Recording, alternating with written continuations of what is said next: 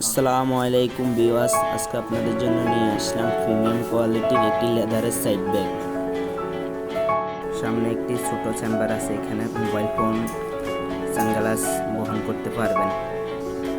সেকেন্ডে একটি বড় চেম্বার আছে, এখানে ওয়ালেট বহন করতে পারবেন।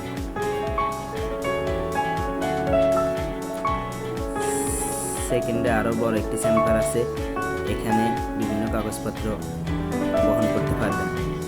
4 নম্বরে আরও একটি চেম্বার আছে, এখানে ছোটোখাটো কাগজপত্র বহন করতে পারবেন।